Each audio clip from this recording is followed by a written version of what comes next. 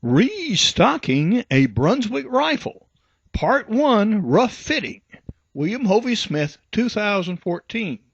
I'm the author of Extreme Muzzleloading, and here we restock an antique rifle.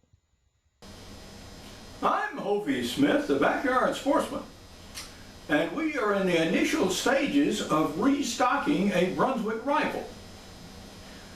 Sometimes back I ordered a parts rifle from Atlanta Cutlery, and the gun was received and the metal parts were alright, but the wooden stock was, well, from here back was just gone.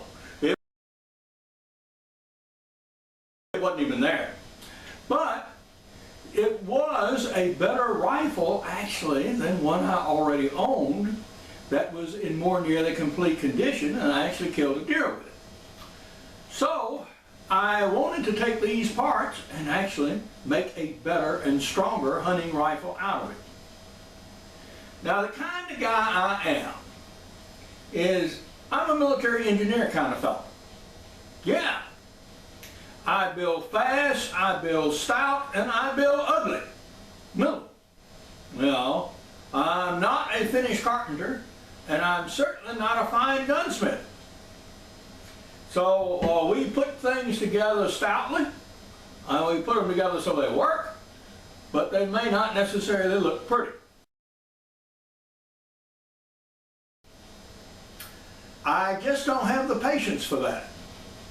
Consequently, I have made a bunch of mistakes on this rifle that I'm going to tell you about.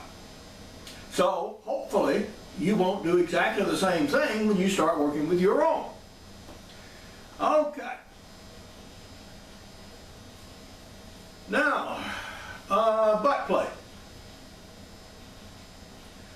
As this part of the stock was gone, I didn't have a butt plate. So we ordered a new one, and these come from the Rifle Shoppe in Oklahoma, and there'll be an address following this.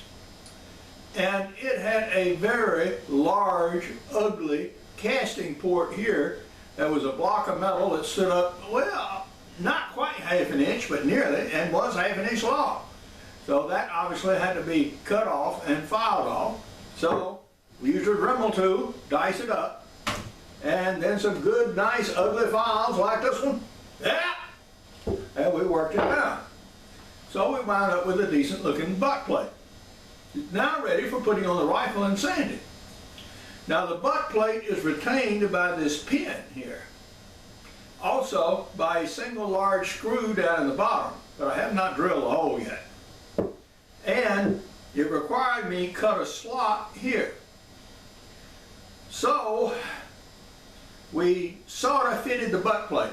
Now there was some wood here that stood out almost a quarter inch, and I cut off with a saw, which in second thought was a mistake. I should have worked it down with files. But I did get the butt plate fitted to the butt. Now, you can see a very large and ugly gap. Oh, yeah.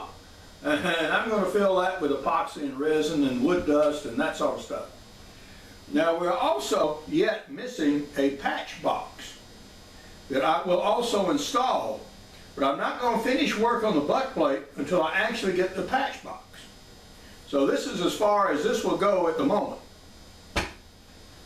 Now, the critical things about this gun, and the first thing that you have to worry about indexing, is this breech. Right here. This controls everything about the gun, so far as how the trigger was set, how the barrel will attach, where the lugs will be. So this breech plug is the first thing that you have to put in. Now earlier in a video, I made a repair to the trigger plate here. I had to do some soldering on it. But now you see why it was necessary. Because this trigger plate, well, and the breech, well, you've got a screw that goes through them, and that indexes absolutely everything else. Now, on the lock. a big, ugly, heavy, stout, military-style lock. I mean, these parts are huge. And this caused a real problem with these first issue of Brunswick rifles. You can see the amount of wood that has been removed from the interior of the stock to inlet this lock. Yeah. And that weakened the stock considerably at its thinnest part, right here at the wrist. So these stocks broke. And that is why on the second issue of Brunswick rifles, that they went back and used the older style of side lock locks rather than this back action lock. So if you wondered what was going on, that's exactly what was going on. The stocks weren't holding up in service. The lock is fine. It was the stock that was giving the problems. Okay. Now we have the lock inletted. Yeah.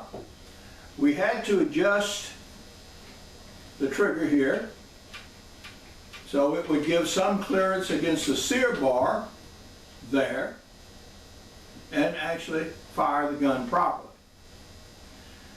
Now, when you inlet locks, the first thing you do is you disassemble all the hardware off the lock, and you worry first just with the lock plate. Then you put the hammer on and the tumbler and you inlet that. Then you put on more parts and just inlet and free as you go. Now hopefully you will do a far better job than I have done, which is sloppy in the extreme. What I'm going to do with this is glass bedding. Now this breech also has a gap of, well, not quite a 1/4 inch, but certainly 1/8 of an inch between it and the wood on the back of the stock. Not unusual for a pre-inlet rifle, particularly when you're dealing with handmade parts like these are. So consequently, I'm going to have to glue a wedge between here and actually the stock to support the breech. No big problem with kit guns. I fairly commonly have to do this anyway. So, okay. So we have the breech, we have the lock, we have the through pins, 2 of them done, the butt plate sort of halfway finished. And the next thing we're going to do is inlet the barrel enough so that we can make sure that our operational components work. Because we can still shift these a little bit. And if that's necessary, I want to do it before we set this stuff in stone. Well, actually fiberglass, but near enough. So we're going to next install the barrel, inlet it, and then see how the components line up. And then we'll worry about glass bedding the stock, glass bedding the lock, and doing the wood finishing on the gun. But now, this is Hovey Smith, reminding you to hunt what you eat and eat what you hunt. Be legal, be ethical, be safe, goodbye, God bless, and see you next time. In case you're wondering, yeah, I really do hunt and kill things with the guns I work on. And here is young blunderbuss and its wild turkey. Now, I am the author of a series of prize-winning books, including extreme muzzleloading, backyard deer hunting, crossbow hunting, and practical bow fishing. And all of these are available as softcover and e-books. I have an 8-book e-book series out for 2013 and 14, and coming out in 2014 will be building or restoring your own muzzleloader. Now, the best way to get parts for one of these rifles is to actually order a catalog from the Rifle Shoppe.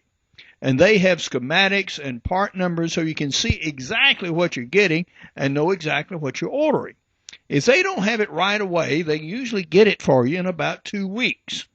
The Rifle Shoppe has all the parts for this rifle, including stocks and new barrels.